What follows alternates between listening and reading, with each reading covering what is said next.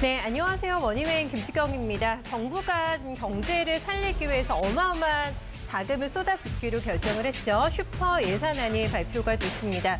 함정에 빠진 경제를 과연 구할 수 있을까? 좀 시장에서는 이 부분을 중요하게 지켜보고 있는데요. 최근에 금융시장을 보면은 돈맥 경화가 상당히 심각합니다. 증시를 봐도 거래 대금이 메말라 있는 상태에서 활성화되지 않은 상태에서 좀 밋밋한 증시 흐름도 이어지고 있는데요. 아마 여유 자금이 있어도 어디다 투자를 해야 될지 모르겠다 하시는 분들은 오늘 조금 더 시야를 넓히실 수 있는 기회를 저희가 찾아드리도록 하겠습니다. 1시간 동안 자산관리편 함께해 주세요. 지금 바로 출발하겠습니다.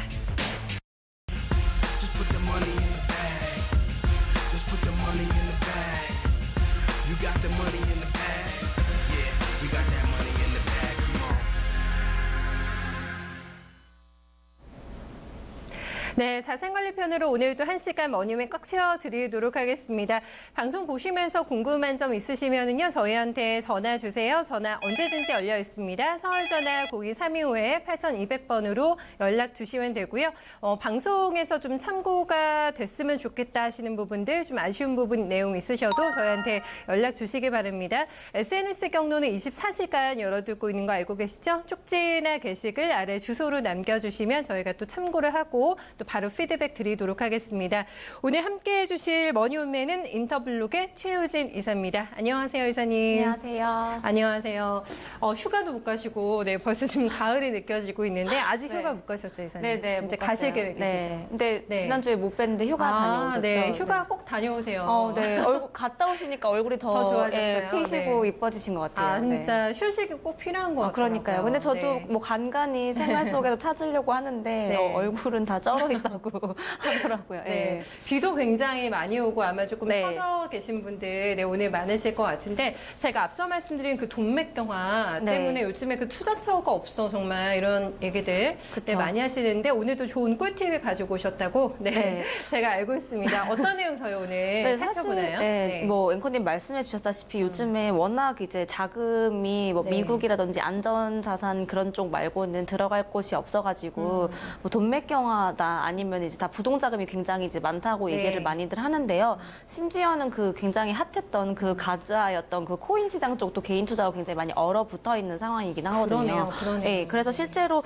이제 오늘 가지고 온 주제는 좀 뭔가 이제 그런 액티브한 투자 쪽보다는 제가 이제 요즘 글로벌 투자 시대에 해외에 이제 직접 투자하시는 분들도 굉장히 많이 계시잖아요. 많으세요. 네, 근데 이제 제가 예전에 은행에서 근무할 때 많이 했던 업무가 이제 외국환 거래 관련해서 그런 이제 법규에 대해서 잘 모르시고, 그러니까 예를 들면 뭐 법인이거나 뭐 해외 지사이기 때문에 이런 것만 이제 뭐 철저하게 지켜야 된다라고만 생각하시는데 사실 뭐 단돈 1달러라도 투자가 되면 신고를 해야 되는데 그걸 안 했다가 뭔가 이제 경고를 받으시거나 몰라서. 뭐 그런 과태료 관련된 거 이제 받게 되면 내가 괜히 이제 죄졌나 이렇게 생각하시는 분들도 많이 계셔서 사실 점점 더 이렇게 글로벌화가 되면은 직접적으로 이렇게 투자하시는 분들도 많이 계실 것 같아서 머니맨 여러분들은 이제 미리 좀 숙지를 하시고 이런 걸로 이제 뭐 봉변을 당하시거나 그런 차원이 없게끔 예방 차원에서 오늘 좀 주제를 가지고 와봤습니다. 정말 그 봉변이라는 단어가 딱 맞는 것 같아요. 저희 이렇게 운전하다가 모르고 고지서 날라오면 내가 언제 위반했어 하면서 되게 당황하는 경우가 많잖아요. 알고 어긴 것과 몰라서 어겨서 또 과태료를 내는 거는 또 심정상으로도 다르기 때문에 오늘 이 시간 잘 들어주세요. 좋은 투자처도 찾고 주의할 점도 함께 좀 알아가실 수 있는 시간이 될 것 같습니다. 제가 보니까 상반기에 외국환 거래 위반 건수가 꽤 많았더라고요. 보니까 600건 정도가 집계가 됐더라고요. 600건이면 사실 뭐 엄청 많다고 보기에는 뭐 되게 많은 건들도 있으니까 근데 사실 그만큼 투자하시는 분들도 많고 몰라서 일부러 신고를 안 하신 게 아니라 몰라서 그냥 넘어가신 분들이 그만큼 좀 많다고 하는 건데 금융감독원에서 이제 나왔던 통계를 보면 앵커님 말씀해 주신 것처럼 600건 정도 이제 달할 정도로 사실 아까 말씀드린 것처럼 1원이라도 직접 투자할 때는 신고를 필수적으로 해야 되는데 많은 분들이 이제 그런 걸 모르시고 지금은 이제 더 강화가 돼서 2017년도 8월에 원래는 이제 뭐 과태료나 이런 것도 그 전체 금액의 1%였거든요. 네. 근데 지금 2%로 이제 상향 조정이 됐어요. 1%는 또 어마어마한 차이니까. 네, 근데 네. 또 예를 들면 이제 그 금액이 커질수록 그쵸. 예를 들면 뭐 10만 달러나 네. 이렇게 100만 달러의 1% 차이면 엄청난 큰 거기 때문에 미리 네. 알고 대응을 하는 거랑 예를 들면 우리가 그 국세 그 세관의 세금 그것도 마찬가지잖아요. 예를 들면 그쵸. 명품백이라든지 네. 이런 걸 들고 들어올 때 자진 신고를 하면은 좀 저렴하게 되죠. 모르고 나중에 신고가 되면은 굉장히 큰 또 맞아요. 공별 당하게 되니까 네. 또 그리고 직접적으로 회사 투자하는 것뿐만 아니라 보통 요즘에는 뭐 베트남 쪽도 마찬가지고 해외 부동산을 매입하시는 분들도 많이 계시잖아요. 아. 근데 그런 것도 이제 매입 신고를 따로 하셔야 되는데 네. 모르시고 그냥 단순히 덜컥 그 지역이 오를 것 같다라고 생각을 해서 네. 매입만 하시고 놔두셨다가 그냥 과태료를 폭탄을 맞게 되는 그런 부동산도 상황도 워낙에 예. 또 규모가 크니까. 네, 그래서 사실 네. 법규만 따로 알려드리면 굉장히 또 어렵게 생각하시고 딱딱하니까. 법하면 되게 좀 어렵다. 네. 나 몰라도 나중에 알아서 법률 관련된 사람들이 해결해 주겠지라고 생각할 것 같아서 네. 일단 그 금감원에서 사실 굉장히 많았던 사례들을 네. 한 탑 10으로 10개를 정리한 좋은 그 자료가 와, 있더라고요. 네, 네, 그래서 네. 그 사례들을 미리 보시면서 네. 혹시나 뭐 시청자분들 중에 해당되시는 분들이 계시면은 네. 그런 거 관련해서 이연에 방지를 하신다든지 아니면 네. 주변 분들 계시면 이런 정보들 공유해 주시면 굉장히 도움이 많이 되실 것 같아요. 네, 위반의 사례도 굉장히 다양할 거라는 생각이 듭니다. 유형도 네. 좀 가지각색일 것 같은데 10가지를 소개해 주신다고 하셨는데 하나씩 저희 볼게요. 네. 먼저 이제 네. 제가 아까 처음에 말씀드렸다시피 그 1달러라도 투자를 하면은 해외 직접 투자 신고를 해야 된다라고 네. 하는 게 이제 법규로 정해져 있는데 나와 있어요. 다들 이제 1달러라고 하면 에이 네. 뭐 1달러라고 해봤자 1,000 얼만데 이걸 뭘 대수롭게 신고해. 신고를 해라고 하는데 그렇게 생각하시죠? 네, 그렇게 네. 생각할 수 있죠. 근데 여기 이제 해외 현지 법인에 투자를 하게 되면요 은행에 신고를 해야 됩니다. 은행에 신고해야 네, 해요? 실제로 이제 해외 부동산 매입 시 어떤 네. 경우에도 은행이 신고 이런 경우들 많이들 고민을 하실 텐데요. 실제로 이제 해외 직접 투자를 할 때는 신고가 필수라는 점이 오늘 이제 제가 머니맨 주제의 핵심인데, 가장 먼저. 네. 네, 일단 여기 나와 있는 것처럼 개인이라든지 기업, 네. 그러니까 외국한 거래 당사자죠. 그러니까 해외와의 그런 이제 거래나 투자에 이제 직접적인 이해관계자들이 네. 외국한 거래법상의 신고라든지 보고 의무를 확인해서 과태료라든지 이런 뭐 그 경고라든지 이런 불이익을 받지 않도록 유의하는 게 중요한 게 네. 보통 우리가 늘 얘기하듯이 어디 투자해서 몇 프로 수익을 내냐 이런 것도 중요하지만 아까 네. 말씀드린 것처럼 1, 2%에 대한 그런 과태료를 미연에 방지하는 것도 네. 다른 곳에서 1, 2% 수익 내는 거랑 똑같은 개념이기 때문에 그러네요, 또. 이런 걸 미리 알아두고 대응하는 것도 해외 투자하시는 분들은 굉장히 네. 또 유용한 꿀팁이 될 것 같아서 네. 일단은 여기 나온 것처럼 이제 위반 사례에 대해서 한번 말씀드리자면은 A 씨라고 하는 분이 네. A 씨라고 하는 A씨가? 분이 A 씨가 홍콩에 있는 현지 법인 설립을 하기 위해서 요즘에는 보통 홍콩이라든지 네. 특히나 이제 그런 뭐 ICO를 하는 회사들도 마찬가지거든요. 그럼 뭐 몰타라든지 다른 뭐 싱가포르나 네. 그런 해외에 요즘에는 현지 법인 설립하는 게 굉장히 비일비재해요. 네. 그래서 그렇게 하기 위해서 10만 달러를 송금을 하면서 했는데 그냥 돈만 보내고 은행에 해외 직접 투자 신고를 누락을 한 거예요. 신고는 안 하고. 네. 근데 사실 신고를 무조건 해야 되는데 여기 나와 있는 것처럼 외국한 거래 규정 제 9-5조에 보면은 이런 부분 관련해서는 직접 신고를 이제 해야 되는데 일단 이제 거주자가 그러니까 네. 거주자 우리나라 사람이 네. 해외 현지 법인에 1달러만이라도 투자를 한다면 그러니까 예를 들면 해외에 이제 실제로 현지 법인 설립하기 위해서 자본금을 이렇게 보낸다고 하면은 네. 무조건 은행에 신고를 해야 되거든요. 이게 말 그대로 그 자본금을 송금하는 쪽 네. 관련해서 보내야 되는데 네. 그래서 이분 같은 경우는 신고를 누락하면서 이게 2012년도에 있었던 사례라고 하더라고요. 지금은 더 과태료 높지 않았을 네, 때. 좀 과태료가 높지 않았기 때문에 10만 달러에서 이제 1% 정도니까 네. 그때 당시 이제 환율 기준으로는 한 뭐 이제 100만 원 정도, 110만 원 정도 때였겠지만 만약에 네. 이게 제가 아까 말씀드린 대로 이제 2017년 7월부터는 네. 7월 18일부터거든요, 정확하게는. 7월 8일. 그때부터는 2%로 이제 올랐기 때문에 거기 이제 2배에 해당하는 과태료를 이제 물게 되는 거죠. 네. 사실 이제 뭐 10만 달러라고 하더라도 저게 이제 적은 돈이 아닌데 아니죠. 네. 보통 많은 분들이 이제 뭐 1억에 1, 2% 이율 주는 걸로 은행에서 뭐 이렇게 얘기하는데 네. 저걸 과태료로 낸다고 하면 굉장히 또 크게 속이 느껴지실 쓰리죠. 수 있거든요. 그것도 몰라서니까. 네. 그래서 또 저 부분에 관련해서는 뭐 또 어떤 분들 그렇게 생각하실 수 있어요. 뭐 네. 1, 2%뭐 대수롭지 않네. 내고 말지라고 하는데요.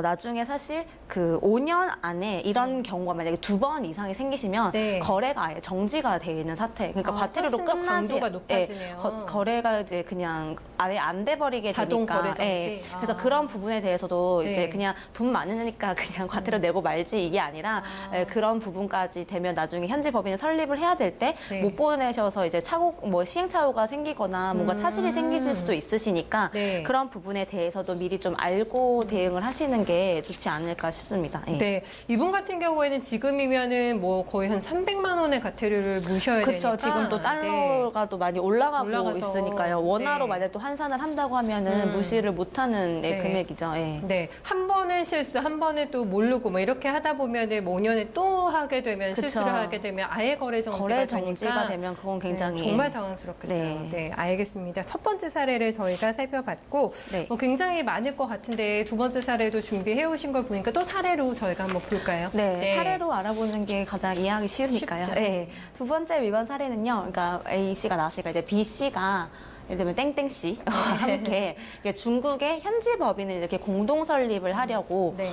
은행 신고, 그러니까 예를 들면 이제 B 씨의 지분율을 50%, 네. 그리고 땡땡 씨가 이제 중국에 있는 이제 그분과 이제 50대 50으로 지분을 해가지고 법인을 만들려고 했는데 네. 그래서 50%에 대한 지분율 관련해서 자본금을 이렇게 송금을 한 거예요. 네. 근데 그러다가 땡땡 씨가 투자를 하지 않아서 네. 실제로 그냥 지분율 100%로 그냥 취득을 하게 됐는데 네.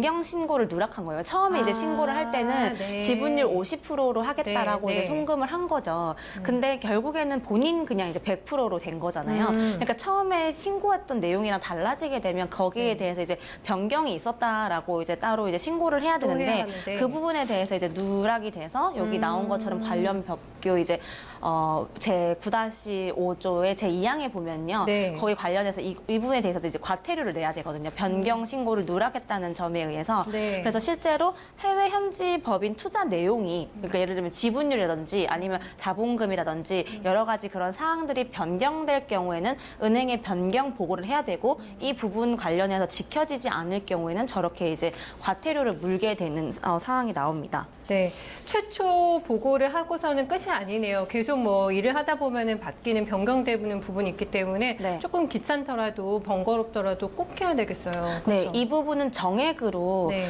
과태료가 700만 원으로 정해져 있어요. 아예 딱? 네. 그래요. 그래서 사실 실제로 이제 네. 700만 원이라고 또 하면은 아까는 금액이 작으면 또 몰랐는데 예를 들면 금액이 얼마 안 되는 상황에서 보냈는데 네. 뭐 자본금 예를 들어 1,000만 원이나 뭐 이렇게 적은 금액으로 하려고 했는데 그 배보다 배꼽이 더 큰 상황이 나올 수도 있는 거잖아요. 네. 그래서 이런 그러니까 되게 디테일한 부분도 신경을 써서 대응을 하셔야 된다는 점을 확인을 하셔야 될 것 같아요. 네, 해외 직접 투자가 사실 뭐 활로를 좀 넓히는데 나의 시야를 넓혀서 다양한 투자를 할 수 있는 굉장히 중요한 꿀팁이 될 수 있지만 저희가 사례를 하나하나 보다 보니까 진짜 실수 나도 할 수 있겠다라는 생각이 일단 듭니다. 또 준비해 오신 사례를 보니까 보고서를 하더라도 기한 내에 또 내야 된다고 제출을 해야 된다고. 네. 네, 이것도 기한이 또 있나 봐요. 네. 정해진 게. 사실 네. 뭐 법규 같은 것들이 대부분 비슷하긴 하지만 다들 네. 궁금해하시는 거는 과태료가 얼마고 언제까지 해야 되고 이런 기간들에 대해서 되게 궁금해하실 텐데요. 네. 예를 들면 이제 이번 관련해서도 뭐 잉커님 설명해주셨다시피 이번 사례를 보면은 CEC가 네. 베트남에 현지 법인을 설립을 하고 투자 금액을 냈는데 은행에 이 외화 증권 취득 보고서를 제출하지 않았습니다. 예를 들면 이 부분도 사후 신고 관련해서도 네. 누락이 된 거 관련해서도 과태료를 물게 돼 있거든요. 이거는 이제 외국환 거래 규정 제 9-9조에 나오는 상황인데 이 부분도 과태료를 물게 되어 있습니다. 네. 그래서 여기 나와 있는 것처럼 해외 직접 투자자가 투자한 후에도 그냥 아까 드렸던 것처럼 그냥 투자할 때도 신고해야 되고 네. 사전에도 해야 되고 네. 하고 나서 바로 해야 되고 또 이제 변경이 됐으면 변경 신고도 해야 되고 하고 나서 이 보고서도 제출까지 해야지 일단 마무리가 되는 완료가 된 거거든요. 거예요? 근데 이 3세트라고 생각을 하셔야 되는데 또 네. 여기서 이 클리어하지 못하면 또 이제 과태료를 내야 하는 상황이 되니까 이 부분에 대해서 굉장히 또 이 부분도 이제 700만 원으로 정액으로 되어 있거든요. 정액이에요? 네. 네. 그래서 그 부분에 대해서도 되게 가슴 아프게 쓰라리게 내실 수 있으니까요. 네. 네. 보니까 이게 이전보다 굉장히 많이 뛰었네요, 과태료가. 네, 그렇죠? 예전에는 100만 원이었는데 600만 지금은 원이나. 네, 700만 원으로 네. 사실 그만큼 이제 이런 부분으로 간과하지 말고 하라라고 하는 게 아까 이제 600건이라고 하셨는데 네. 거기 안에서 또 걷어지는 그 과태료들이 얼마나 많았겠어요. 그러네요. 이제 700만 원이나 아니면 자본금 보냈는데 안 해가지고 몇 퍼센트로 따지면은 또 굉장히 또 많은 큰 분들이 금액이니까. 과태료를 냈다라고 할 수 있으니까 네. 그 은행의 기간 내에 이제 보고를 해야 된다는 얘기인 거고요. 예. 네. 뭔가 투자를 해서 내 판단에 의해서 뭔가 주식을 투자했는데 손실을 본 거랑 이렇게 그냥 과태료 나가는 거랑 너무 다르잖아요. 네, 그렇죠? 이런 거 네. 진짜 또 너무 아깝잖아요. 예를 들면 아까우니까. 뭔가 내가 네. 공부를 해서 판단을 잘못해가지고 난 거는 아 그래 뭐 좋은 수업료였다. 다음에는 이렇게 하지 않을 이렇게 되는데 덜 쓰라리죠. 이건 좀 네. 미리 알았더라면 네. 진짜 막을 수 있었던 네. 것들인데 법규는 그래서 좀 미리 알아두면은 더 이제 좋은 거거든요. 네. 그래서 사실 생활 속의 꿀팁이나 자산 관리라고 하는 게 물론 좋은 투자처를 알아내서 거기 투자를 해서 이제 이익을 보는 것도 굉장히 중요하지만 네. 예를 들면 짠돌이 짠순이 뭐 테크라든지 그런 것들처럼 네. 그 줄일 수 있는 그런 재테크나 자산 관리도 굉장히 중요한 거라서 맞아요. 예, 네. 그런 것도 이제 이쪽 해외 쪽으로 투자를 직접적으로 활발하게 하시는 분들이라면은 네. 예, 좋은 것 중에 하나인 것 같아요. 네.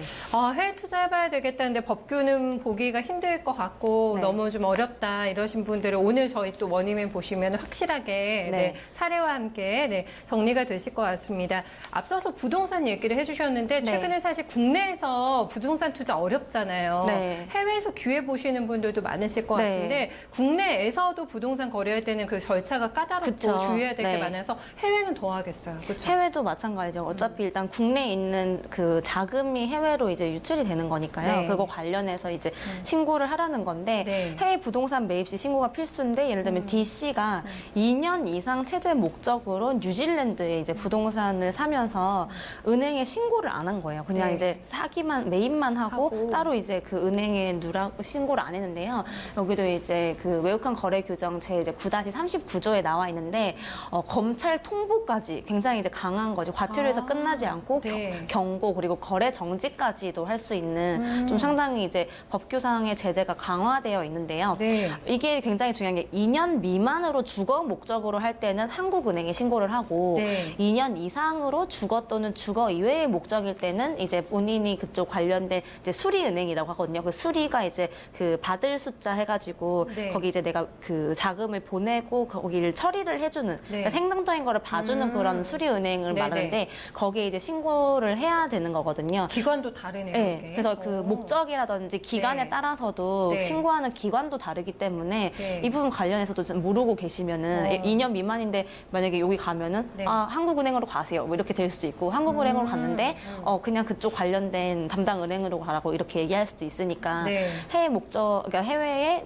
투자하실 때도 네. 그 부동산을 매입을 하실 때도 거기 목적에 맞게 신고도 다른 기관에서 해야 된다는 점도 미리 알고 계시면 요즘에 이제 뭐 뉴질랜드뿐만 아니라 뭐 말레이시아라든지 뭐 베트남이나 이제 그런 쪽이 이머징 국가니까 네. 뭐 그런 곳이 이제 앞으로 더 이제 집값이 많이 오를 거다, 부동산 가격이 뜰 거다 해가지고 많은 분들이 관심을 가지시잖아요. 예, 그러면 이제 이쪽 관련해서도 신고도 이제 필수니까 꼭 이제 아시고 그리고 또 중요한 거는 이제 네. 매입할 때도 그렇고 매각 후에도 신규 취득 시에도 신고를 꼭 해야 된다는 점도 알고 가셨으면 좋겠어요. 예. 매각을 해도 그때도 신고를 해야 돼요. 하고 또 매각하고 네. 신규 취득 시에도 신고를 꼭 해야 된다는 점. 예. 네. 이게 뭐 제재 같은 경우에는 금액상으로도 좀 검찰 통보를 무조건 가는 건 아닌 거죠? 이렇게 과태료 정도에서 끝나는 경우도 있는 원래 거죠? 이 부분도 네. 이제 아까 처음 사례에서 네. 말씀드렸던 것처럼 원래 과태료가 1%였는데 네. 이것도 이제 매입한 해외 부동산 매입 금액에 이제 과태료가 2%로 지금 더 강화됐거든요. 네. 그러다가 이 부분도 사실 해외 부동산 매각을 자주 하시는 분들 같은 경우는 네, 네. 이 신고 누락을 뭐 5년에 2회 이상 하실 경우에는 네.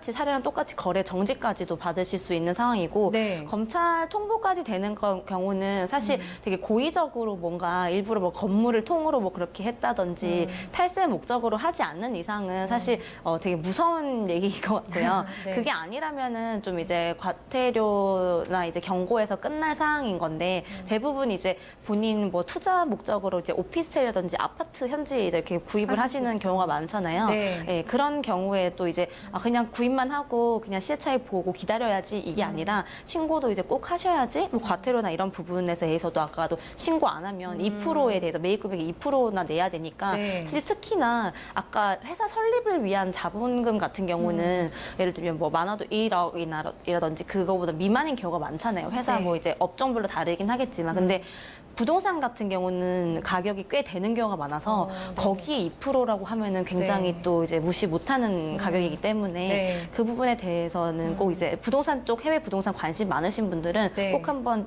짚고 넘어가시면 좋을 것 같아요. 네, 금액적으로도 확 부담이 되니까 네. 정말 잘 알아야겠다라는 네. 생각이 좀 공부할수록 또 드네요, 저는. 네, 강도도 꽤 높고, 이제 규제 강도도 금액이 크고 이러니까. 네. 네, 생각이 들었습니다. 좀 다음 사례도 이어서 저희 바로 또 볼게요. 네, 외국인들 비거주자도 국내 부동산을 사면은 신고를 해야 된다. 네.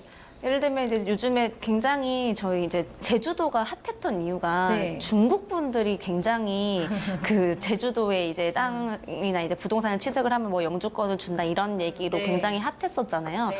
그래서 이제 이 위반 사례도 있는데 중국인 이 씨가 제주도에 주택을 취득하면서 은행 신고를 누락했습니다. 이건 이제 비거주자인 외국인이 우리 국내에 이제 국내 부동산 매입할 때도 신고를 반드시 해야 된다는 우리나라에. 건데, 네. 그러니까 이 외국한 거래 관련해서는 내국인이 해외로 나가거나, 그러니까 해외에서 한국으로 자금이 들어오거나 이 모든 거에 대해서는 무조건 네. 일단 나라 선을 건너면은 신고를 해야 되지 않나라고 일단은 의구심을 품고 해야지 네. 좀 불이익을 보지 않을 가능성이 크다라는 거를 미리 인지를 하시면 좋은 게 그러겠네요. 일단 이 부분 대해서도 이제 제 9-40조에 나오는 상황인데요. 조금 네. 전에 이제 그 거주자가 해외 부동산 매입하는 거랑 똑같이 비거주자가 국내 부동산 매입하는 것도 네. 제재는 똑같아요. 그 바로 뒤조에 나오는 거거든요. 그 네. 39조였다면 이게 40조에 나오는 거라서 외국인인 비거주자가 부동산 거래 신고법상 신고랑 별개로, 그러니까 네.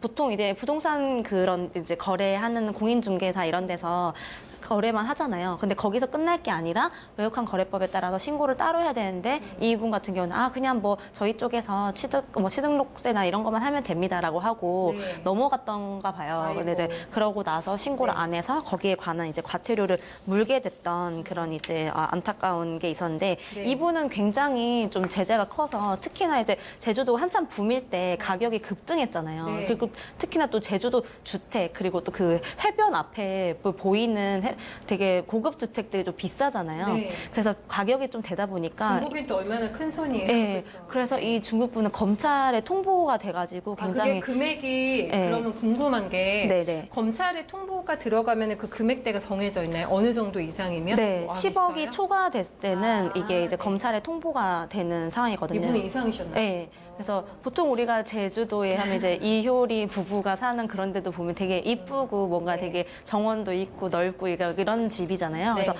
중국 분들도 약간 그런 느낌으로 제주도에 주택을 많이 취득을 하셨는데 네. 그래서 이 부분들을 많이 모르시고 검찰 통보까지 받으셔서 되게 불안함에 떠셨던 중국 분들이 많으셨다고 하더라고요. 그리고 왜냐면 많았겠어요. 네, 그쵸. 네. 좋은 자재로 지었던 뭐 약간 펜트하우스라든지 좋은 타운하우스 같은 경우는 10억을 훌쩍 넘어가니까요. 예, 이 경우는 무조건 이제 검찰 통보로 가고 네. 그게 10억 미만일 때는 아까 말씀드린 이제 과태료 2%. 과태료. 예. 그래도 만약에 9억짜리인데 거기 2%라고 하면 네. 이것도 무시 못하는 아이고. 금액이잖아요. 네. 예, 그래서 이제 그런 부분에 대해서는 특히나 이제 어떤 도시 핫한 지역의 부동산을 매입할수록 10억 초과하는 걸수록 굉장히 또 민감하게 네. 해외에서 매입을 하시던 내국인인 경우라면 아니면 네. 외국인인 친구가 한국에서 매입을 할 때는 이런 부분은 꼭 짚고 넘어가시라고 얘기를 해야 될 것 같아요. 네. 네. 그 검찰의 검사만 들어도 정말 무서운데. 그렇죠. 그쵸? 괜히 뭔가 빨간줄그 있는 것 같고 네. 무섭잖아요. 예. 알겠습니다. 큰 금액에 투자를 할 때는 정말 또 잘 봐야죠. 꼼꼼하게 규정 사항들을. 네, 그래야 될 것 같습니다. 다음 사례가 저 6번째로 보게 되네. 지금 다음 FC인 거 보니까 6번째인가 봐요. 네. 그렇죠? 네. 맞습니다. 네. 네, 6번째 사례는요. 사례네? 그 네. FC가 미국에 매출 거래처에 이제 그 주식을 네. 예를 들면 이제 20만 주를 취득을 한 거예요. 예를 들면 이제 거래처인데 이거를 이제 돈으로 안 주고 네. 그러니까 주식으로 대신 이제 뭐 주겠다 이런 식으로 네, 보통 얘기도 많이 하잖아요. 네. 그래서 이제 지분율 0.5%를 취득을 하면서 그냥 뭐 이거 우리 돈 받은 거 따로 그냥 퉁치면 되겠네라고 생각을 대수롭지 않게 하고 하실 수 있죠. 네, 네. 이걸 다시 그러니까 직접 투자라고 생각을 안 하고 네. 신고를 누락을 한 거예요. 근데 예를 들면 이제 20만 주가 한 주당 가격이 꽤 된다고 생각을 하면은 네, 네. 저것도 이제 무시 못하는 금액인데 실제로 이제 거주자가 한국은행 총재 앞으로 네. 이제 신고를 해야 되거든요. 네. 이제 그 부분을 누락을 한 거예요. 그래서 여기 보시면 이 부분 같은 경우는 주식을 취득을 할 때 지분율에 따라서 어디다가 신고하냐가 다르거든요. 또 기간이 달랐어요. 예, 아까는 예를 들면 2년 뭐 미만으로 하냐에 따라서 네. 한국은행이냐 아니면 2년 이상이냐에 따라서 달라졌는데 여기는 지분율이 10% 이상이면은 그 본인이 이제 은행 거래된 수리은행에 해외 직접 투자를 신고를 하고요. 네. 지분율이 10% 미만일 때는 한국은행에 증권 취득 신고를 해야 됩니다. 그래서 네. 이 부분에 관련해서도 이제 지분율이 어떻게 다르냐에 따라서 그 신고하는 게 굉장히 달라지기 때문에 네. 이 부분도 마찬가지로 이제 10억 초과가 되면은 그 이제 등가물로 받은 이제 주식 수가 네. 10억이 넘어가면은 검찰 통보로 이제 신고 누락이 되면 바로 가게 되거든요. 네. 그리고 또 이제 5년에 2회 이상 위반을 하게 되면 이제 거래 정지가 되기도 하기 때문에 네. 이 부분은 또 이제 꼼꼼하게 가져가야 되고 아까 말씀드렸던 지분율에 따라서 신고 기관이랑 네. 해외 직접 투자인지 증권 취득 신고인지 신고하는 방법도 다르기 때문에 네.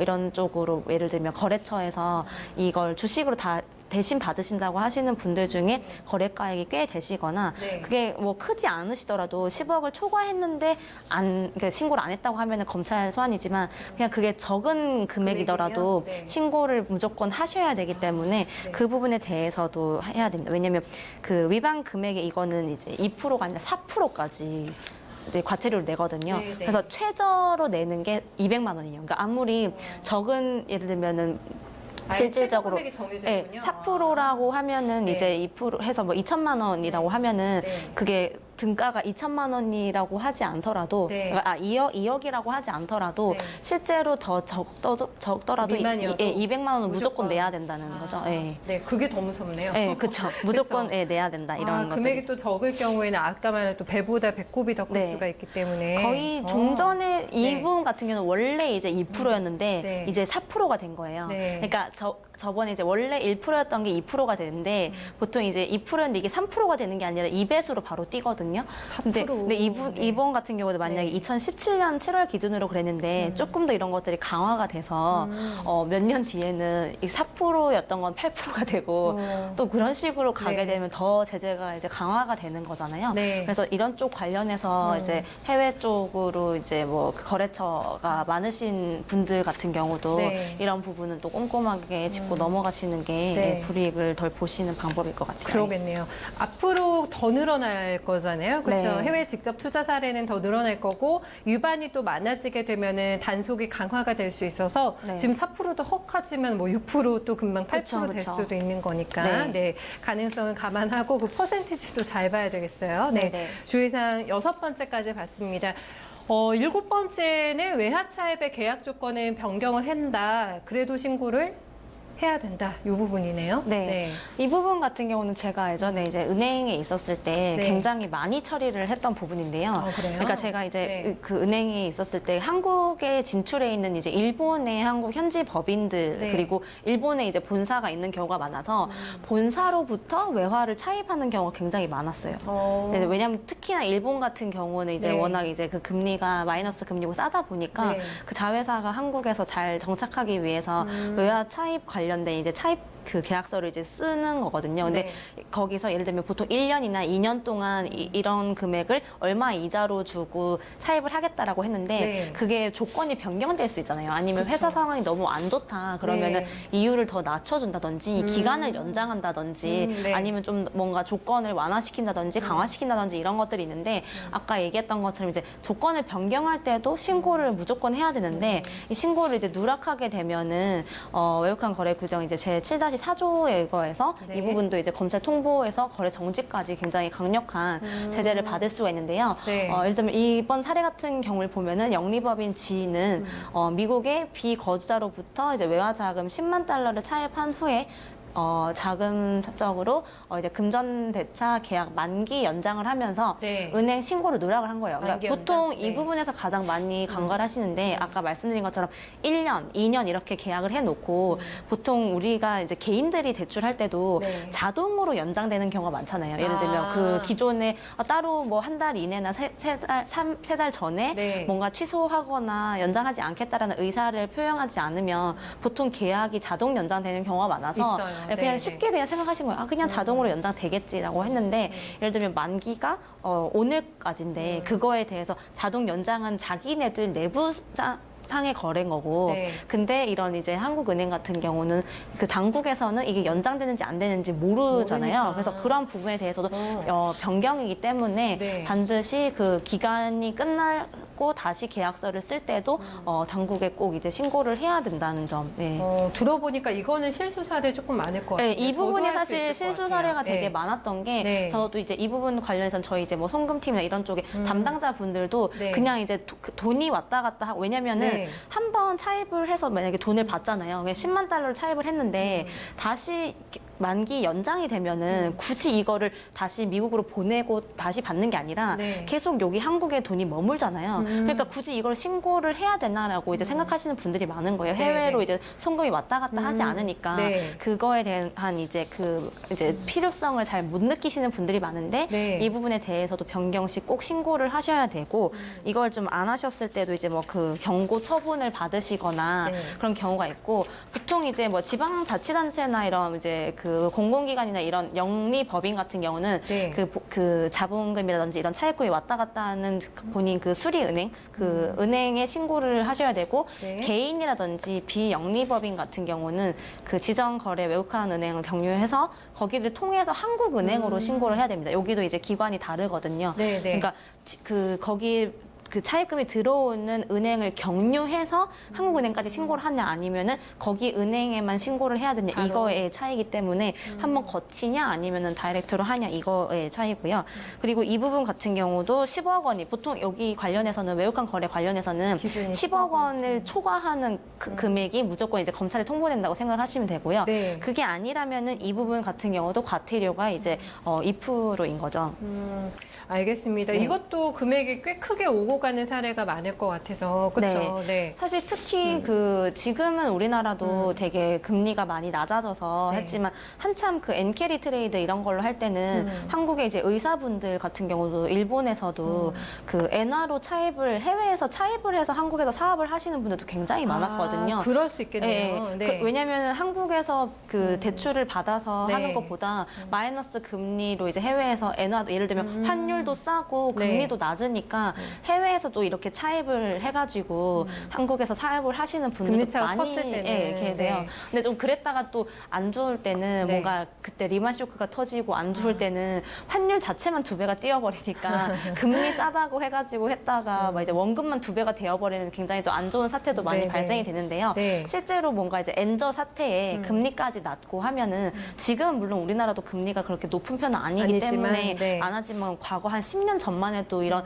해외에서 외화 차입하시는 꽤 경우들이 많았겠네요. 굉장히 많았거든요. 그냥 한천은행에 계실 때. 네, 그때. 그때 이제 뭐 개인적으로 이제 자영업 하시는 분들까지도 그런 식으로 많이 했었으니까 네. 아마 요즘에는 많이 없는 사례지만 예전에는 이런 거 관련해서도 누락하시는 경우가 굉장히 많았던 사례고요. 아무래도 지금 앞으로도 만약에 우리나라도 미국이라든지 이런 쪽 통해서 금리를 올릴까 말까 한국은행에서 지금 많이 고민을 하고 있잖아요. 네, 네. 그래서 만약에 금리가 올라간다고 하면 자연스럽게 이제 대출 금리도 올라가게 될 거라서 거기 관련해서 또 이제 엔캐리라든지 그러니까 그 외화로 또 차입을 하게 되는 경우가 많아지게 되면은 그런 쪽으로 활용하시게 된다고 하면 이 부분 관련해서는 꼭 잊지 마시고 이 부분이 사실 케이스가 제일 많아요. 그럴 것 같아요. 네. 저도 보니까. 네. 굉장히 놓치기 쉬운. 네. 네. 그래서 또 이제 제재를 받을 수 있는 대표적인 사례가 되지 않을까 저희가 봤습니다. 네. 다음은 해외 금융회사에다가 내가 돈을 맡겨요. 네. 예금을 할 때도 신고를 당연히 해야 될 것 같네요. 이거는. 그렇죠? 네. 아예. 네. 보통 이제 해외에 예금을 하시는 경우 굉장히 많은 게 많죠. 저때 이제 그런 수업 포인트라고 해서 네. 우린 저번에 제가 이제 베트남 특집 때 베트남 직접 투자 관련해서 머니맨에서 말씀드릴 때도 네. 그 신흥국 같은 경우는 은행의 예금이자 이런 거에 뭐 5%, 뭐 8% 이러니까 해외에 이렇게 금융회사의 예금을 그냥 예치하시는 분들도 계시거든요. 네, 그래서 뭐 네, 기본 그럴 수 있겠네요. 5천만 원 뭐 1억 이렇게 하시는 분들도 계셔가지고 네, 네. 사실 그거 차익만 해도 국내 은행에 넣어두는 것보다 해외에 넣어두는 게 좋아서 한참 그게 또 붐이 일었었어요. 네. 근데 그게 실제로 이런 신고를 안 하시고 이자만 많이 주니까 거기 해야지라고 또 하셨다가 과태료 아이고. 물게 되면은 전혀 의미가 없어지는 또 그런 게 되니까 만약에 이제 해외 쪽으로 이제 이율이 높다고 해서 예금을 생각하시는 이제 시청자분들도 이런 부분은 꼭 이제 보셔야 되는 게 HC가 예를 들면 이제 홍콩의 부동산 매각 자금 중에서 일부 이제 25만 홍콩 달러를 이제 홍콩 소재 은행에 예금을 했는데 네. 은행의 해외 예금 거래 신고를 이제 누락을 하게 된 거죠. 그래서 이것도 이제 외국환 거래 규정 제 7-11조 이거 해서 실제로 이제 검찰 통보부터 거래 정지까지 되는데 검찰 통보는 이것도 앞서 말씀드렸던 10억 것처럼 10억 원 초과로 이제 되는 거고요. 실제로 이제 이 부분 관련해서는 과태료 금액 하한이 원래 50만 원이었는데 이게 2017년 7월 18일 이후로 다 이제 거의 다 상향으로 2배가 조정됐다고 보시면 돼요. 네. 그래서 100만 원으로 다 이제 올랐거든요. 네. 그래서 이 부분 관련해서도 과태료는 위반 금액의 2%까지 이제 신고가 되는 거고요. 그리고 뭐 거래 정지도 5년 내에 뭐 2번 하면은 거기까지 네. 관련되기 때문에 실제로 비거주자 신분 때 거래한 예금 계좌라도 그러니까 이게 무슨 얘기냐면은 거주자 신분으로 바뀐 후에는 해외 예금 거래에 대해서 신고를 해야 된다는 게 네. 이게 비거주자인 경우가 이제 외국인인 경우에 네. 거래했던 예금 계좌가 있잖아요. 네. 근데 예를 들면 보통 이런 거는 이제 그 교포분들이라든지 해외에 계실 때 만들었던 거를 네네. 한국에 이제 들어와가지고 하실 때도 거기에 한국에 와서 생활을 하시더라도 비거주자 신분 때 만들어 두셨던 관련해서도 신고를 해야 되는 점. 이 부분도 이제 한국에 와서 들어와서 생활하시는 외국인들도 많이 놓치는 부분이기도 하거든요. 네. 그래서 그런 거 관련해서도 되게 이제 예금 쪽은 사실 투자는 안 하더라도 은행 예금은 솔직히 뭐 전 세계 누구나 다 하고 있잖아요. 그쵸. 경제 활동을 하는 네. 사람이라면. 네. 네, 그래서 그런 부분 관련해서도 이제 신고를 해야 되는 부분이기 때문에 되게 까다롭죠, 사실. 네. 그러네요. 지금 볼수록 네. 상당히 좀 유의해야 되겠다라는 생각이 드는데 이제 저희가 9번째 사례로 넘어가야 될 것 같은데 네. 비거주자인 친족에게 증여를 할 때 이 경우가 또 나와 있네요. 네, 이런 경우가 있을 수 있겠어요. 그렇죠? 네. 사실 요즘에 많을 이런 것 경우 같은데요? 굉장히 저도 네. 많은 게 그 보통 이제 제가 사전 증여 특집으로도 머님에서 말씀드린 적이 있는데 네. 요즘에 워낙 자녀분들 해외로 많이 보내시고 하니까 유학 많이 가족이 가고. 되게 글로벌하게 찢어져 있는 경우가 되게 많잖아요. 네. 그래서 이제 저도 이제 우리 뭐 누구가 손주가 아니면 아들이나 뭐 딸이 해외에 있거나 아니면 부모님이 해외에 계시거나 이런 경우가 있는데 네. 어떻게 해야 되냐 이런 걸 되게 많이 갔는데 질문 받으세요? 사실 네. 그게 이렇게 외국간 거래법에 이제 얘기가 나오는 경우거든요. 아마 시청자분들 중에서도 우리 아들 얘기인가, 뭐 우리 딸 얘기인가, 우리 부모님 얘기인가 이렇게 생각하실 수도 있는데 비거주자 친족에게 증여시 신고하는 거. 예를 들면 이제 거주자 IC가 아들인 외국인 비거주자 땡땡에게 국내 부동산, 그러니까 우리나라 부동산을 증여를 했는데요. 예를 들면 이제 보통 교포분들 중에 이제 시민권자들이면은 외국인 비거주자잖아요. 네. 근데 아들은 어떻게 보면 검은머리 외국인인데 그렇게 해서 땡땡이 국내 부동산을 증여를 했는데 이게 한국은행에 증여 신고를 누락을 하신 거예요. 그냥 그 이분 생각에는 네. 우리 아들 그냥 한국인처럼 보이니까 그냥 국내 부동산 그러니까 우리 거 줬는데 뭐가 문제라고 생각했는데 외국인 신분이잖아요. 네. 그러니까 그렇게 생각해가지고 증여 신고를 누락하는 경우도 꽤 많죠. 예를 들면. 국적이 다른. 네, 국적이 확실히 다르니까 외국인한테 이거는 증여를 한 거잖아요. 아들이지만. 네, 그러니까 이제 외국환 거래법에 이제 들어가는 거고요. 네. 제 7-46조에 이거 해서 이 부분 같은 경우도 이제 10억이 넘어가게 되면은 검찰 통보까지 가는데, 근데 여기 나와 있는 것도 단 거주자가 비거주자로부터 증여받는 경우는 신고를 예외합니다. 이거는 이제 국고가 네. 그러니까 외국인한테 주는 게 아니라 네. 해외에서 이제 좋게 받는 경우잖아요. 네, 그러니까 네네. 이거는 신고 예외해줄게. 약간 이렇게. 근데 이제 이번 경우 같은 경우는 국내의 자산을 네. 이제 외국인한테 증여하는 거니까 어떻게 보면 이제 국부 뭐 유출이라고 국부까지는 아니지만 국내 자산이 이렇게 외국인 해외 쪽으로 나가게 거니까. 될 가능성도 있는 거니까 네. 이건 이제 증여할 때는 신고를 꼭 해야 되는데 거주자가 해외 거 뭐 비거주자로부터 받는 거는 괜찮다. 이렇게 이제 얘기가 나와 있으니까 네. 이 부분에 관련해서는 사실 드문 케이스다 보니 보통은 이 사례가 굉장히 많죠. 한국에 부모님들 계시고 자녀분들이 이제 해외에 있는데 그 해외 부분에 이제 국적자인데. 그 증여를 하려고 하시는 분들이 되게 많으시기 때문에 네. 그래서 거주자가 비거주자에게 증여 시에는 한국은행에 신고를 하고 국내 부동산을 증여받은 외국인인 이 비거주자 예를 들면 보통 여기 사례에서는 아드님이 되겠죠. 네. 또 별도로 한국은행에 신고를 해야 됩니다. 그러니까 이게 무슨 말이냐면은 부모님도 한국은행에 신고를 해야 되고요. 네. 그 받은 자녀분도 아들도, 따로 한국은행에 신고를 해야 됩니다. 각각이요? 별도. 예. 아. 그래서 이 부분 관련해서 예를 들면 한쪽만 했다. 그러니까 네. 이것도 안 되는 거예요. 그러니까 양쪽이 따로따로 플러스인 거지 네. OR이 아니라 네. 그러니까 엔드로 같이 해야 되는 거지. 이게 세트네요. 둘 중에 그쵸? 한 곳만 했어도 이제 신고 누락이라고 해서 아. 불이익을 당하실 수도 있으니까 네. 받으셨다고 하면 특히나 이제 해외 국적을 가지고 있는 자녀분들이 있는데 이제 증여 생각이 있다고 하시면은 네. 이 부분 관련해서는 신고를 이제 두 번 이렇게 각각 자녀분과 부모가 따로 하셔야 된다는 점을 네. 꼭 짚고 넘어가셔야지 불이익을 안 당하실 수 있거든요. 네. 부모님은 했는데 아들이 못한 경우나 아들은 했는데 부모님이 한쪽만 해도 되겠지 뭐 이렇게 또 네, 생각하시면은 왜냐면 어쨌든 신고했으니까 괜찮을 거야라고 한쪽만 생각하실 해도 수 되겠지? 있잖아요. 네, 예. 이러면은 안 예. 되겠어요. 네. 근데 이제 그런 경우에도 사실 이 부분 같은 경우는 과태료가 위반 금액이 4%나 되기 때문에 4%예요? 예, 또 네. 이제 국내 부동산이 또 이제 좀 특히나 서울 같은 수도권에는 또 워낙 이제 금액이 클 거잖아요. 네. 예, 그래서 이제 그런 부분에 대해서도 이제 예, 많이 조심을 하셔야 될 것 같아요. 예. 네, 증여세 또 워낙에 얘기가 많고 하니까. 네, 왜냐면 네. 뭐 그런 증여세라든지 이런 상속세 이런 거는 네. 불로소득으로 보기 때문에 우리나라 자체에서도 워낙 이슈가 크잖아요. 그렇죠. 예. 인식도 안 좋고 네, 하니까 네. 네. 주의하셔야겠네요. 그쵸, 그렇죠? 네. 9번째 사례를 받고 마지막 10번째 사례가 남아 있는데 어떤 네. 경우인가요?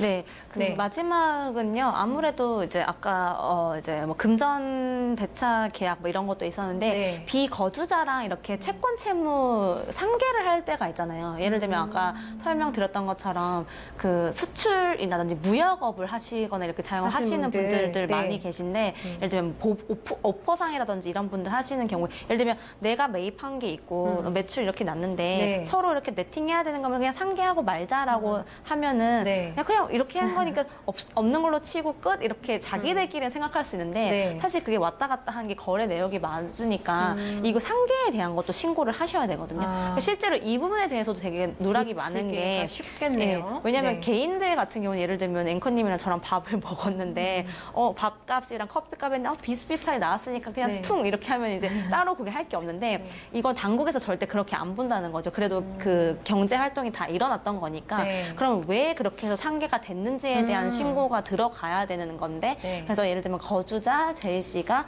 비거주자인 게 외국인과 그 수출 업계에서 수출입에 거래를 해서 채권 채무를 상계를 하면서 은행에 신고를 누락을 한 거예요. 아, 그러니까 네. 우리는 없는 거야 그냥 서로 주고받을 게 없으니까 없는 셈 치자라고 한 건데 네. 이거 자체도 이제 신고를 해야 되는 거죠. 예를 들면 기업들 간일수록 네. 그 수출입업을 하시는 분들일수록 이제 금액 자체가 커질 수도 있으니까 이 부분도 이제 10억 그러니까 이거는 위반 금액이 25억이에요. 아무래도 사업이다 보니까 네. 아까 그 전까지는 예를 들면 10억까지였는데 네. 이 부분은 보통 이제 수출입을 하는 업체에 해당이 되는 거니까 25억까지 그래도 상한이 되어 있고요. 금액이 크네요. 네. 그래도 이 상계했던 것 자체에 대해서 신고를 안 하시게 되면 과태료가 전체 그 금액의 2%까지도 내게 되니까 사실 그 이 부분 같은 경우는 업계 그 회사이기 때문에 네. 더 이제 커질 수도 있으니까 네. 더 조심을 하셔야 되는 부분이거든요. 네. 알겠습니다. 근데 이것도 이 양자간과 또 그 아닐 경우가 또 좀 다르네요. 네네. 이 부분 같은 경우는 이제 양자간의 상계는 그 거래처가 다수가 아니라 그냥 네. A 업체, B 업체가 단순히 수출입을 할 때 우리가 보냈던 거 아니면 우리가 받을 거에 대해서 상계를 했다고 하면은 그 거래 은행에만 신고를 하면 되는데 보통 요즘에는 거래처도 정말 많고 연계되어 있는 회사들이 되게 많잖아요. 그래서 그럴 때는 되게 그 부분 관련해서는 한국은행에 신고를 해야 된다는 점. 예. 네, 살펴봤습니다. 이렇게 해서 10가지 위반 사례를 봤는데 아마 보시면서 다들 느끼셨을 거예요. 이게 실수가 많겠다. 일부러 하는 것보다는. 그쵸, 네. 그런 생각을 저도 많이 하게 되는데 단계별로 의무사항을 이렇게 또 표로 준비를 해오셨네요, 이사님. 네, 이거 볼까요? 네. 단계적으로 이거는 사실 이제 해외 직접 투자 단계별 의무 사항인데요. 네. 보통 이렇게까지 뭐 해외에 그 이제 회사를 설립을 해서까지 투자를 하시는 분들은 많이 계시진 않겠지만 네. 먼저 이렇게 설립을 하시는 단계에서 아까 말씀드렸던 초반에 있었던 해외 직접 투자 신고를 하셔야 되고요. 네. 그리고 만약에 뭐 자본금이라든지 그 중간에 그 신고가 변경이 되게 되면 변경 보고도 하셔야 되고 네. 그다음에 자금 납입 후에 6월이 되면 이거 증권 취득 보고서가 있는데 아까도 이제 이 기한 내에 이 취득 보고서를 제출하지 않으면 또 이제 불이익을 본다고 말씀드렸잖아요. 그럼 자금 납입 후 6개월입니다. 네, 그래서 그 기간이 6개월이고요. 이 세 개는 세트로 이렇게 알고 계셔야 되고 네. 실제로 이 사후 관리가 굉장히 중요한 게 이 보고서 관련해서도 회계 기간 종료 후에 회사를 청산할 때도 네. 제출을 해야 돼요. 그러니까 회사가 처음에 설립할 때도 있지만 나중에 네. 뭐 없애거나 이해관계가 없을 때는 회사를 정리를 할 때도 있잖아요. 네네. 정리할 때도 이런 뭐 그 정리하기 전에 5개월 전에 이제 실적 보고서랑 현상 보고서를 내야 하는 게 사후 관리까지 들어 있는 거고요. 네. 그리고 실제로 신고 의무 거주자가 해외 법인에 투자하는 경우에는 이렇게 외국한 은행에 사전 신고를 해야 되고 그리고 이제 사후 신고, 사전 신고 이런 것들이 굉장히 이제 헷갈리실 경우도 많고 직접 이런 것들이 해당이 되냐 안 되냐에 대해서는 네. 그 금융감독원 사이트에 들어가 보시면은 네. 실제로 이제 외국한 거래 관련해서 어떻게 대응을 하면 되는지 다양한 사례들과 다양한 네. 법규가 나와 있거든요. 그래서 한번 사례들에 대해서 제가 쭉 알려드렸으니까 조금 더 좀 미심쩍다라고 하시던지 좀 그 어렵다 하시는 것들은 홈페이지를 들어가셔서 네. 좀 자세하게 체크를 해보시면은 더 금융감독원 네. 홈페이지. 네네네. 네. 여기 네. 금융감독원에 여기 업무 자료에 들어가시면은 여기 외국한 거래 안내부터 해서 여기 뭐 Q&A라든지 뭐 불법 외국한 거래 신고라든지 뭐 여러 가지 업무 자료나 송금 너무 쪽 친절하게 알려주시네요. 네네.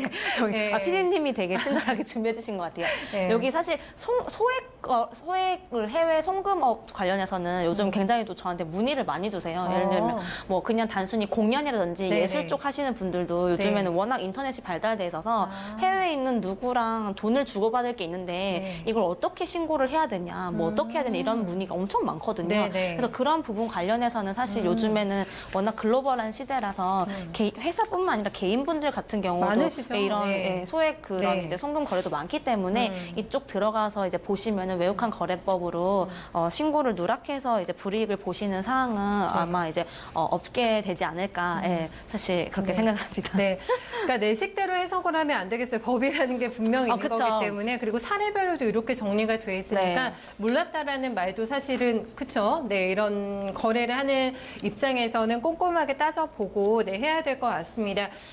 마지막으로 한번 볼까요? 지금 정리해 오신 게 외국 은행장 앞에 신고 의무 대상을 이제 저희한테 이제 정리를 해주실 것 같은데 어떤 네. 부분인가요? 네, 보통 이제 전체적으로 이런 거 관련해서 신고 의무 대상자에 대해서 말씀드리자면은 네. 이 뭐 방송을 보고 계신 분들 중에 해외에 예를 들면 지분을 투자하신다. 아까 이제 나왔던 것처럼 그래서 회사. 경영 참여 목적으로 요즘에 해외 쪽에 뭐 이런 회사에 경영 참여하시는 분들도 많이 계시잖아요. 그래서 투자 비율이 본인이 이제 지분이 10% 이상이거나 임원 파견 계약 기간이 1년 이상인 제품 매매 계약을 체결을 할 경우에는 지분 투자로 이제 분류가 돼서 이제 신고 의무 대상에 들어가게 되고요. 네. 그리고 이제 대부 투자 같은 경우는 이제 대부업 이런 것처럼 이제 금전의 대차대여 구조가 되는 거거든요. 그래서 이미 지분 투자한 현지 법인에 대해서 1년 이상 장기 금전 대여를 할 때는 대부 투자로 이제 분류가 되는 거고요.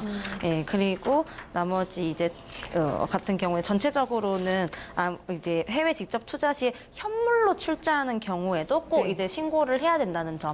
이 두 가지, 그러니까 지분 투자랑 대부 투자 관련해서는 외국한 은행장 앞으로 신고 의무를 해야 됩니다. 그 전까지는 네. 그 관련된 이제 그 지정된 은행이라든지 한국은행 쪽으로 신고를 했잖아요. 근데 이 두 가지의 경우 같은 경우는 외국한 은행장 앞으로 신고를 해야 되기 때문에 이 부분 관련해서도 해당하시는 분들은 네. 여기 쪽으로 이제 신고를 하시는 게 좋을 것 같아요. 네, 알겠습니다. 오늘도 준비해 오신 내용 되게 많으신데 또 해외 투자 관련해서 관심 있으신 분들은 먼저 이런 부분들 공부하고 또 투자처를 물색해 보는 것도 네, 좋을 것 같아요. 이사님 오늘도 수고 많으셨습니다. 고생 많으셨어요. 네, 감사합니다. 네, 최유진 이사와 함께 했습니다. 알면 돈이 되는 금융 꿀팁, 해외 투자, 직접 투자 관련해서 많은 분들 관심 가지고 계실 것 같은데요. 이런 부분들을 반드시 좀 숙지를 해야 되겠다. 그래야지만 나중에 좀 내가 당할 수 있는 피해를 예방할 수 있기 때문에 오늘 중요한 내용들 저희 함께 공부를 해봤습니다. 1시간 동안 자산관리편 꾸며드렸고요. 비가 많이 온다고 하네요. 뭐 집중호우가 내일까지 또 중부권에서는 이어진다고 하니까 꼭 또 피해 없도록 예방 잘 하시고요. 저희는 여기서 오늘 인사드리도록 하겠습니다. 함께 해주셔서 고맙습니다.